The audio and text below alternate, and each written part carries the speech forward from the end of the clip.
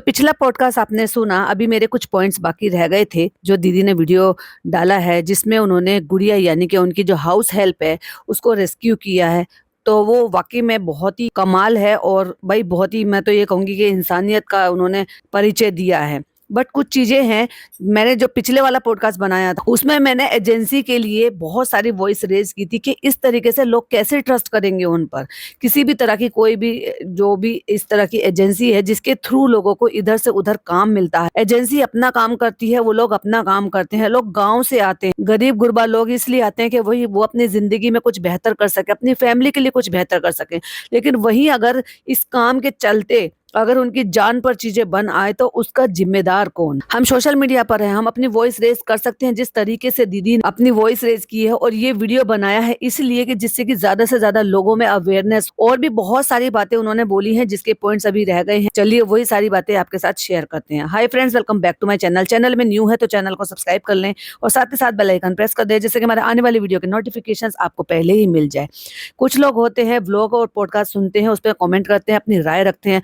कुछ लोग होते हैं जो इस तरह के कंटेंट को बनाते हैं, और कुछ लोग होते हैं कि इसी तरह के कंटेंट को और ज़्यादा स्प्रेड करते हैं या अपने पीओवी रखते हैं। What is wrong, what is right, वो अपने आपके सबके सामने रखते हैं। तो मेरे पीओवी क्या है, वही मैंने पिछले वाले पॉडकास्ट में आपके सामने रखे थे, जिसमें मैंने एजेंसी के लिए बहुत सारे सवाल रेज किए थे कि क्यों ये सारी नौबत आई। और आज भी मैं वही कहूंगी कि अगर कुछ भी उस लड़की का गलत हो सकता था, उसके साथ कुछ भी गलत हो सकता था, उसका एक छोटा बच्चा है, उसका कौन जिम्मेदार होता? इतनी लापरवाही हुई कैसे कि उसको इतनी सारी यातनाएं झेलनी पड़ी। और मैं बार बार अगेन अगेन एक ही चीज को सोच रही थी कि अगर उसके पास फोन नहीं होता, अगर वो कांटेक्ट नहीं कर पाती गुड़िया को, तो किसी को पता भी नहीं चलता कि वो न जाने कब तक वो सारी चीजें झेलती रहती।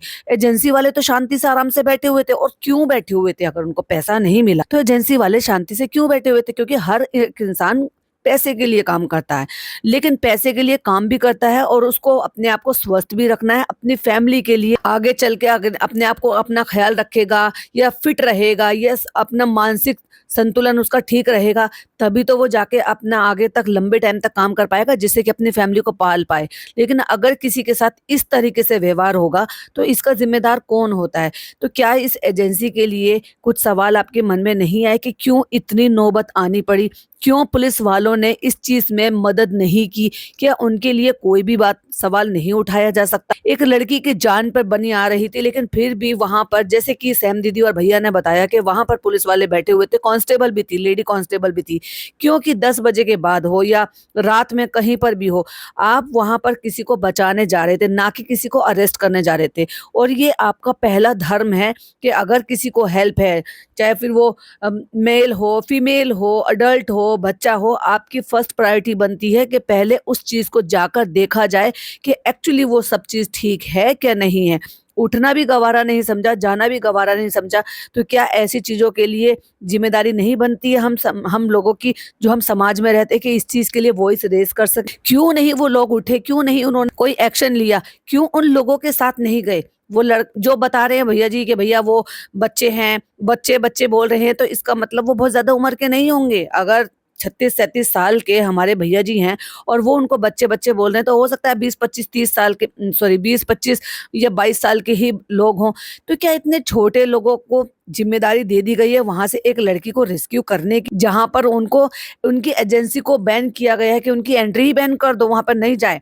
तो आगे वीडियो में बढ़ाते हैं कि दीदी ने और भैया ने आगे क्या बताया, किस तरीके से उस लड़की को बचाया गया। वो बताते हैं कि हमने उनसे कहा कि तुम वहां पर जाओ। अच्छा, वो वहां पर जा रहे हैं और उनकी वहां पर एंट्री बैन है। तो फिर एक ही तरीका होता है, या तो फिर आप किसी भी ऐसे एनजीओ से कनेक्ट करो, या फिर आप पुलिस हायर अथॉरिटी से हेल्प लो इस चीज के लिए। और उनको अगर वो काम नहीं कर रहे थे तो भैया आपको फिर कोई और रास्ता देखना चाहिए था, जिससे कि आप जल्दी से जल्दी वहां उस लड़की तक पहुंच सक। क्योंकि हम इस बात को जितना आप सुन रहे हैं आसानी से, उसको महसूस कर कर देखो कि उस लड़की पर पल पल क्या बीत रही होगी, जिस तरीके से उसकी कंडीशन को बताया जा रहा है, और जितनी देर उस तक पहुंचने में लोगों को लग रही होगी, उतना पल पल उसने क्या झेला होगा। वहीं इन्होंने, दीदी और भैया ने दोनों ने बताया कि वहां पर उनको अंदर एंट्री नहीं करने दे रहे थे, लेकिन वहां पर एंट्री कराई है एक एनजीओ वाली थी, जो वहीं पर उन्हीं सोसाइटी सोसाइटी में, उनकी सोसाइटी में रहते 24th माले में उन्होंने एंट्री कराई है और वो साथ गए हैं। तो भाई बहुत ही नेक और सैल्यूट है ऐसी फीमेल को, ऐसी इंसान जिन्होंने इंसानियत का परचम लहराया, जिन्होंने बताया है कि मैटर नहीं करता है कि हम हिंदू हैं, हम मुस्लिम हैं, हम लड़के को बचा रहे हैं, हम लड़की को बचा रहे हैं। उन्होंने अपनी इंसानियत दिखाई, उन्होंने एक्चुअली अपना जो वो काम करते हैं उस काम को, फर्ज को अदा किया और उन बच्चों को वहां पर एंट्री कराई और उनके साथ वहां पर उनके 30वें माले तक पहुंच। वहां पहुंचने के बाद उन्होंने बेल बजाई है, दरवाजा खोला। जब दरवाजा थोड़ा सा खुला है तो उन्होंने, जो एनजीओ वाले हैं, उन्होंने हाथ अंदर डाल के दरवाजा उनका खोला। जहां पर वो लड़की वहां परेशान थी, उतनी देर में वो लोग यहाँ पे फोन पर बात कर रहे थे, यानी कि दीदी और भैया की मैं बात कर रही हूँ, वो फोन पर बात कर रहे थे और वो वहां से चिल्ला रहे हैं कि तुम यहाँ से निकलो। उसने निकलने की कोशिश की है तो उसके हस्बैंड ने पैर अड़ाकर उस लड़की को गिरा दिया। अब सोचो कितनी बुरी कंडीशन थी उसमें, वो लड़की को बार बार धमका रहे थे, डरा रहे थे, उसको उसकी जान लेने पर उतारू। और ऐसे में वो बच्चे, यानी कि कोई, मुझे इतना कोई एडल्ट नजर नहीं आ रहा। जब ये बच्चे बच्चे बोल रहे तो ऑफ कोर्स वो बच्चे ही होंगे, बहुत ज्यादा उम्र के नहीं होंगे, उनके पास इतनी अथॉरिटी नहीं होगी, इतनी ताकत नहीं होगी, इतने कैपेबल शायद वो नहीं होंगे। अगर वो एंट्री ही नहीं करा पा रहे हैं तो बताओ, अगर वो एनजीओ वाली नहीं मिलती तो क्या वो अंदर जा पाते? उस लेडी ने हिम्मत दिखाई, उसको, उसके लिए भी वो धमका रही है, जिसकी हमने रिकॉर्डिंग सुनी थी। अपने आप को सो कॉल्ड वकील बताती हैं और खुद ही कानून तोड़ रही हैं। तो उनका लाइसेंस जब्त हो जाना चाहिए था और इनके लिए जो भी सजा बनती है, जो भी उसको फाइन बनता है, वो फाइन लगाना चाहिए इन पर और उस फाइन को उस लड़की को देना चाहिए जो उस लड़की का अधिकार बनता है। उसने शारीरिक तौर पर और मानसिक तौर पर इनके साथ 9 दिन पीड़ा झेली। डेफिनेटली इस पर कानूनी तौर पर फाइन लगना चाहिए और इसका जो लाइसेंस है उस लेडी का, वो जब्त हो जाना चाहिए, क्योंकि कानून जानने के बावजूद भी उन्होंने उसका मिसयूज करा और एक इंसान को, एक गरीब लड़की को इस तरीके से कैद कर रखा और उसको मानसिक और शारीरिक दोनों तरह से पीड़ा दी। जब वो वहां से निकलकर भागे हैं तो ये बताते हैं कि 30वें माले से वो निकलकर भागे हैं सीढ़ी से, कि दूसरी सीढ़ी से आप चले जाओगे, क्योंकि एंट्री और एग्जिट दोनों अलग अलग हैं। और वहां से वो कह रहे हैं कि तुम यहाँ पे छुप जाओ। कुछ टाइम के लिए उन्होंने अपने पास छुपाया, उन्होंने कहा अब तुम यहाँ से भाग जाओ जल्दी से जल्दी। उन्होंने अपनी भी जान को खतरे में डाल उन बच्चों की मदद करी। पर मैं ये कह रही हूँ, इन सब में कानून कहाँ है, पुलिस कहाँ है, प्रशासन कहाँ है? क्या ये सारे रूल रेगुलेशन या प्रोटोकॉल जो भी हैं, क्या एक इंसान की जान से ज्यादा है? क्या इनका कोई शॉर्ट फॉर्म कुछ नहीं है कि जिसमें सबसे पहले कुछ भी चीजों के लिए पहले, सबसे पहले उसकी जान बचाने का फर्ज है, बाद में प्रोटोकॉल जो भी हो वो करने का? अरे तुम किसी को अरेस्ट करने थोड़ी ना जा रहे थे, तुम वहां पर किसी की जान बचाने के लिए जा रहे थे। तुम्हें पता भी नहीं है कि कितनी ज्यादा क्रिटिकल कंडीशन, और मना कर दिया क्योंकि प्रोटोकॉल है, फिर दूसरी जगह जाना चाहिए था। मुझे नहीं पता उसका और क्या रीजन होता, क्या होता। बट मैंने क्या कहा है पिछले वाले पॉडकास्ट में कि अगर गाली गलौज हो रही थी और उसको मारने की धमकियां दी जा रही थी तो वो रिकॉर्ड करके, वो भेज कर दिखाया जा सकता था, सुनाया जा सकता था। एटलीस्ट उस पर तो पुलिस वालों को एक्शन लेना चाहिए। क्यों नहीं पहुंचे वहां पर टाइम से? क्यों उन बच्चों को खुद से अपनी जान खतरे में डालकर ये सारे काम खुद को अंजाम देना पड़ा? मतलब उस लड़की को निकलने नहीं दे रहे थे, टांग अड़ा लिया और वो निकलते निकलते गिर गई और उसको लग भी गई। इमेजिन कर देखो कि क्या बीत रहा होगा उस लड़की पर उस टाइम। कह रहे हैं अदरवाइज भी उसके साथ काफी कुछ और हुआ है जो मैं यहाँ नहीं बताऊंगी, जो इन्होंने एफआईआर में लिखवा दिया। और वहीं दीदी और भैया ने जब वो रिकॉर्डिंग सुनाई थी तो उसमें वो उस लेडी, जो एनजीओ वाली लेडी थी जो 24 माले में रहती है, उसको भी वो धमकी दे रहे हैं, जान लेने की धमकी दे रहे हैं। एम नाम से, कि जो आप समझ जाओ, क्योंकि यूट्यूब की गाइडलाइन है, हम नाम नहीं ले सकते, मतलब ये करने की उसको धमकियां दी जा रही है खुलेआम। अब बताओ इससे ज्यादा और इंसानियत क्या शर्मसार होगी? अगेन एंड अगेन मेरा वापस से वही सवाल है, फिर कैसे ट्रस्ट किया कर लिया? क्या वो लड़की फिर किसी पर ट्रस्ट करके किसी और के घर में जा पाएगी काम करने के लिए? अरे उसको जरूरत है तभी वो काम करने के लिए निकली है। और ऐसे, अब देखो छोटा बच्चा है, मुझे नहीं पता वो किसके पास कहाँ से कैसे छोड़कर आई है, क्योंकि उन्हीं बच्चों के लिए तो कमाने के लिए तो निकली, और उसी की ही अगर जान पर बन आ रही है, खुदा न खास्ता उसको कुछ हो जाता, कौन देखता उसके बच्चों को, और इसका जिम्मेदार कौन हो? तो मेरा जो पहले वाला पॉडकास्ट था वो पूरा डेफिनेटली इसी चीज के लिए था, क्योंकि मेरे मन में जो सवाल उठ रहे थे ये सारी स्टोरी सुनने के बाद, सबसे पहले तो जो मुझे लग रहा था उस एजेंसी पर मेरे लिए सवाल उठ रहे थे। कैसे भरोसा कर लिया जाए, फिर कैसे लोगों को ले आया जाए? तो क्या ये सारी चीजें बस सारी जो है किसी कानूनी तौर पर नहीं होती? इनके लिए कोई फॉर्म वगैरह कुछ साइन नहीं होता है, कोई जिम्मेदारी नहीं बनती है, बस छोड़ दो, 1 महीने का पैसा उनके हिस्से के, उनकी मेहनत का ले लो और उनको उनके हाल पे छोड़ दो। कोई किसी को मारे पीटे, भूखा रखे, कैद कर ले, उनके सामान छीन ले, उनको प्रॉपर खाने को दे ना दे, उनसे दिन रात काम करवाए, फिर उनकी कोई जिम्मेदारी नहीं बनती है। तो वो लेडी ने उनको जब वो उतर गए थे तो कहीं पर किसी की बालकनी में छुपा दिया कि वो लोग लिफ्ट से आ रहे हैं, अब ये तुम्हें यहाँ से अगर तुमने पकड़ लिया तुम्हें तो तुम्हारे बाल पकड़कर यहाँ से तुम्हें ले जाएंगे, इससे ज्यादा मैं तुम्हारी मदद नहीं कर सकती, अब तुम यहाँ से भाग जाओ। और ये बता रहे हैं कि पहले तो इन लोगों ने घर में इनको आने नहीं दिया। एक एजेंसी का लड़का था, पॉइंट टू बी नोटेड, और 4 बच्चियां थी। बच्चियां मतलब छोटी लड़कियां थी। मतलब तुम एक लड़की को रेस्क्यू करने के लिए ऐसे खतरनाक लोगों से जो मार काटने की धमकियां दे रहे हैं और आप पे अपने ओहदे की मतलब धौंस जमा रहे हैं और उनके साथ रेस्क्यू करने के लिए बच्चियां गए थे। ये अजीब नहीं है क्या? वो लड़कियां उस एजेंसी को चला रही हैं। कहते हैं कि 1-2 जगह लड़कियां मेड का काम करती हैं जो उसको रेस्क्यू करने के लिए गए और भागते भागते वो सीढ़ियों से रोल होकर गिर भी गई। सोचो अपनी जान बचाने के लिए उस लड़की ने क्या कुछ नहीं किया होगा, उस वाली सारी मेंटल कंडीशन के साथ या फिजिकली कंडीशन के साथ जिसमें चोटें लग चुकी हैं, दिमाग में न जाने क्या चल रहा होगा, अपनी जान बचाने के लिए भाग रहे होंगे। फिर रात को 12:30 बजे ये लोग सारे के सारे फिर जब आए हैं यहाँ पर इनके घर, तो वहीं वो बता रही हैं दीदी कि उसकी हालत बहुत ज्यादा खराब थी, मतलब लिटरली वो बेहोश ही थी बिल्कुल। मुझे नहीं पता क्योंकि मैं जब पॉडकास्ट बना रही थी तब मुझे मेरे जो पहला वाला पॉडकास्ट है उसमें बहुत सारे कमेंट चले थे और मुझे पता है वो जो कमेंट करने वाली जो भी आईडी है वो कौन है, क्योंकि टाइपिंग स्टाइल से मुझे समझ में आ गया था, क्योंकि उसको सिर्फ हेट कमेंट करने ही आते और किस किस के लिए क्या क्या हेट कमेंट कर रहा है वो मुझे पता है। कुछ और भी थे वहां पर, लोगों की अपनी ओपिनियन थी। अप्रिशिएट करती हूँ मैं आपको, आपके सबके अपने अपने पीओवी होते हैं, सबके अपना अपना तरीका है, किसी को कुछ पसंद है किसी को कुछ पसंद है, वो अलग बात है, उसमें तो मुझे जाना ही नहीं और मैं ही कोई कमेंट डिलीट नहीं करती हूँ अनटिल मुझे कुछ ऐसा लगता है या तो बददुआएं वाले होते हैं या फिर मुझे कुछ और चीजें उसके अलावा पसंद है, तब तक मैं कोई कमेंट डिलीट नहीं करती। बट यस, मैंने वहां पर एक कमेंट देखा जिसमें ये बताया गया है कि वो जो फैमिली है जहां पर वो रह रहे वो आई थिंक मुस्लिम है, जो उनकी बातों से मुझे ऐसा लगा। ये मैटर नहीं करता कि हिंदू है या मुस्लिम है, मेरे लिए सबसे पहले इंसानियत मैटर करती है और ये मेरे सब्सक्राइबर सब बहुत अच्छे से जानते हैं जो मुझे इतने टाइम से जानते हैं, क्योंकि मैं जिन पर रिएक्शन बनाती हूँ ना उनमें से ज्यादातर लोग मुस्लिम ही हैं और जब मुझे उनकी हरकतें पसंद नहीं आती है और मैं उनको कॉल आउट करती हूँ तो ये तो अंडरस्टूड है कि मेरे को रिएक्शन जिनको मैं दे रही हूँ ना वो बहुत कम लोग हैं जो नॉन मुस्लिम हैं, जिन पर मैं रिएक्शन देती हूँ वो मुस्लिम ही हैं। अभी इतनी तो समझदारी आप में खुद होनी चाहिए। तो मैं इन चीजों के लिए फेवरिज्म या फेवर करना वो मेरी आदत में नहीं है, क्योंकि मुझे जो लगता है सही है, मुझे जो लगता है गलत है, मैं उसके लिए हमेशा से स्टैंड लेती हूँ। जो मुझे सुन रहे हैं उनको पता है कि मैं किन पर रिएक्शन देती हूँ, वो कौन है, आपको कौन कौन है मुझे बताने की जरूरत नहीं। बट यस, अगर वो मुस्लिम है तो कौन सा उनके लिए माफी है किसी चीज के लिए। इंसानियत को शर्मसार करने वाला कोई भी हो, फिर वो चाहे मुस्लिम हो चाहे फिर वो नॉन मुस्लिम, दोनों ही गलत है और दोनों ही सजा के हकदार। और शर्म आनी चाहिए ऐसे लोगों को जो अपनी ही कौम को बदनाम करवाते हैं ऐसे काम कर। तो यही भैया जी ने बताया कि 8 बजे के करीब, ये 10 बजे वहां पहुंचने से पहले 8 बजे के करीब उन्होंने खारगर पुलिस स्टेशन में उनसे हेल्प मांगी और उन्होंने हेल्प नहीं की। तो वहीं से एक कांस्टेबल ने इनसे कहा कि 10 बज गए हैं, लड़की का केस है, हम हेल्प नहीं कर सकते। भाई ये कैसी हेल्प है?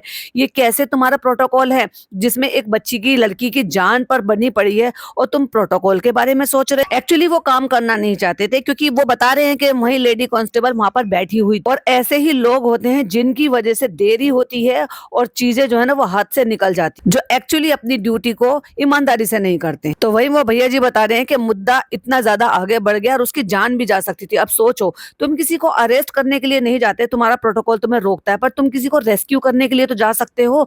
और दूसरी बात, वहां पर जो लड़कियां एजेंसी से थी वो तो थी ना साथ में आपके। अगर 1% मैंने चलो ये भी मान लिया कि वहां पर लेडी कांस्टेबल नहीं, और नहीं भी थी तो बुलाया जाता है, ऐसे में इमरजेंसी में वेट नहीं किया जाता, क्योंकि किसी की जान बचाने की बात है। कह रही है कि मैं अब यहाँ पर बता रही हूँ कि वो उसको मार देते और वो बोल रहे कि तुझे काट के फेंक देंगे, ये कर देंगे, ये कर। और ऐसे में भी इतनी सारी चीजों के बाद भी अगर पुलिस वालों ने हेल्प नहीं की या जो एजेंसी है उन्होंने कोई और हेल्प नहीं ली, तो भाई ये बहुत ही गलत है। कुछ भी हो सकता था, मैं तो यही कहूँ। और जब बच्चे वहां से वो सारे के सारे लोग भाग गए और वो दोनों कपल के हाथ नहीं पड़े, उसके बाद उन्होंने इनको धमकाने के लिए इनको कॉल किया, जो कॉल इन्होंने रिकॉर्ड की, जिसमें वो जो एनजीओ वाली थी उनके लिए भी वो धमकी दे रहे हैं, जो कि बहुत बड़े सबूत हैं उनके खिलाफ एक्शन लेने के लिए। उनको तो कड़ी से कड़ी सजा होनी चाहिए, लाइसेंस उनका जब्त होना चाहिए और उनको उस लड़की के लिए जुर्माना भी देना चाहिए जो उसका शारीरिक और मानसिक इन्होंने शोषण किया और अपने आप को बॉम्बे हाई कोर्ट की एडवोकेट बता रही है। तो ये तो अपने ओहदे का गलत फायदा उठाना हुआ, और वो ओहदे का फायदा उठाने वाला फिर चाहे वो मुस्लिम हो या नॉन मुस्लिम हो,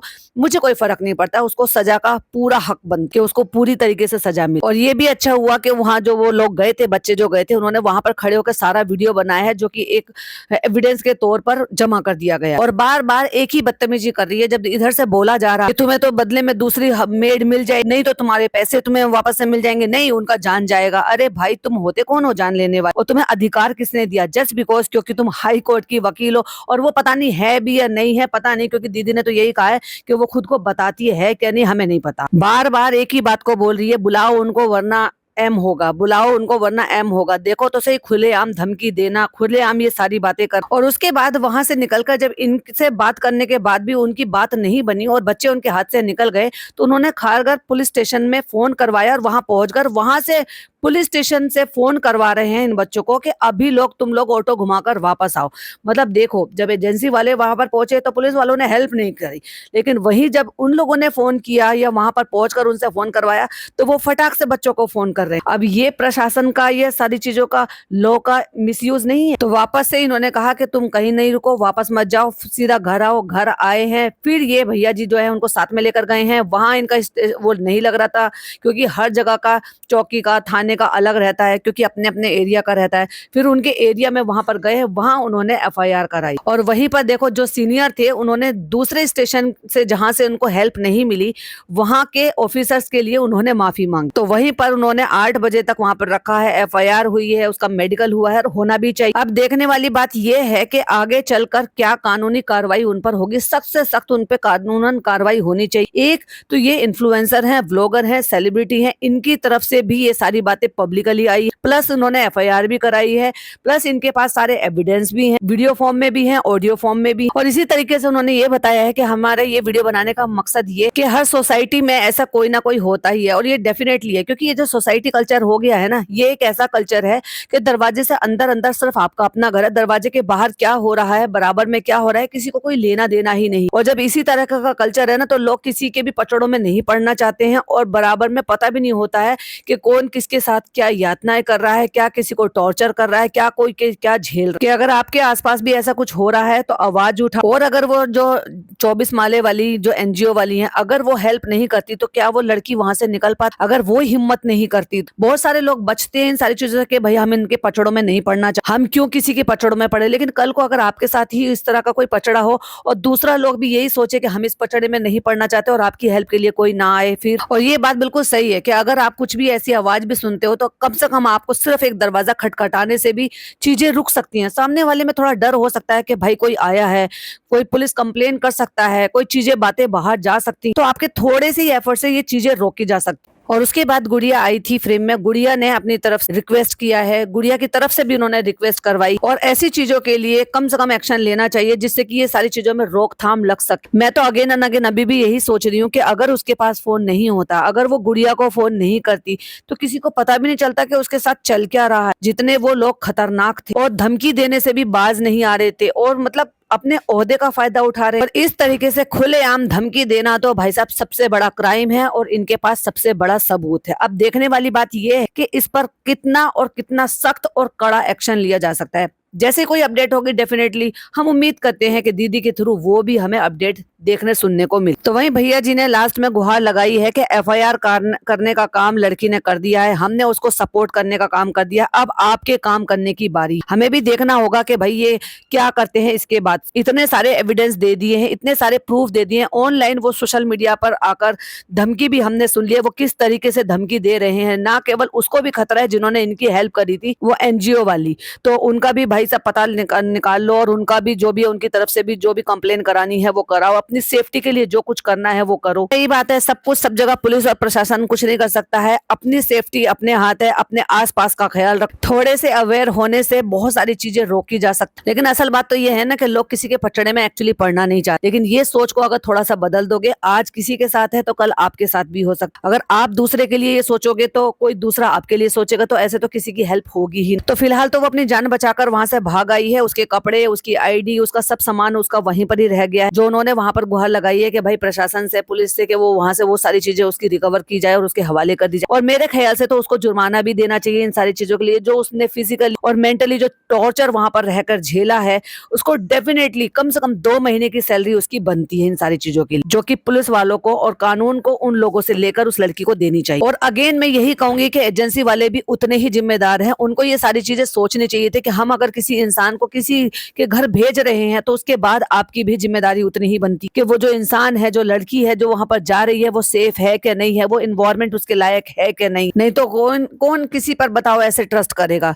भाई इंसान कमाने के लिए जाता है, लेकिन उसको अपनी और अपनी फैमिली की जान भी उतनी ही प्यारी होती। अब 9 दिन तक किसी को कैद करके रख रखा है, बाहर निकलने नहीं दे रहे, तो किसी को पता भी नहीं चलता। अगर फोन नहीं होता या अपनी बहन से बात नहीं होती तो क्या गुड़िया को पता चल पाता या पड़ोसियों को किसी को पता चल पाता कि इस फ्लैट में क्या हो रहा। 2 दिन पहले ही अगर एजेंसी को ये सारी बातें पता चल गई थी कि भाई मुझे यहाँ पर नहीं रहना है, और 2 दिन के बाद 9 दिन तक वो मैटर खिंचाता, तो इन सब की जिम्मेदारी किसकी है? कौन है इन सब चीजों का जिम्मेदार जो आज उस लड़की को इतना सब कुछ झेलना पड़ा। और यही थैंक यू बोलते बोलते दीदी और भैया ने उनका फ्लैट नंबर भी बता दिया, जिन्होंने रेस्क्यू करने में जो एनजीओ वाली है उन्होंने हेल्प किया। ये तो कम से कम ध्यान रखना चाहिए ताकि वो उनका फ्लैट नंबर ही आपने बता दी। एनीवे उनको भी अपनी तरफ से एक कंप्लेन जो है वो फाइल कर देनी चाहिए थी अपनी सेफ्टी के लिए, क्योंकि वो उसी सोसाइटी में रहते हैं, कल को वो उनको कोई हार्म ना पहुंचे। और पता नहीं, मैंने नहीं देखा, लेकिन किसी शायद बोल रहे हैं कि मैंने इंस्टा हैंडल देखा है, नकली सोना पहन पहन के ये कर रहे हैं। क्या ही फायदा ये नकली सोने का, इन सब चीजों का, जब तुम में इंसानियत ही नहीं है, तो इंसान कहलाने के लायक ही नहीं। और ऐसे लोगों को सख्त से सख्त सजा मिलनी चाहिए और कानून को थोड़ा और स्ट्रिक्ट हो जाना चाहिए लड़कियों के मामले में, कि अगर किसी को रेस्क्यू करने के लिए जा रहे हो तो वो प्रोटोकॉल को एक साइड में रख दो। आप अरेस्ट करने के लिए नहीं जा रहे थे, आपको कम से कम एटलीस्ट उस टाइम पर उन बच्चों की हेल्प कर देनी चाहिए थी ताकि उसको इतना सारा कुछ ना झेलना पड़े। इन सब पर आपका क्या कहना है प्लीज कमेंट में जरूर बताइएगा।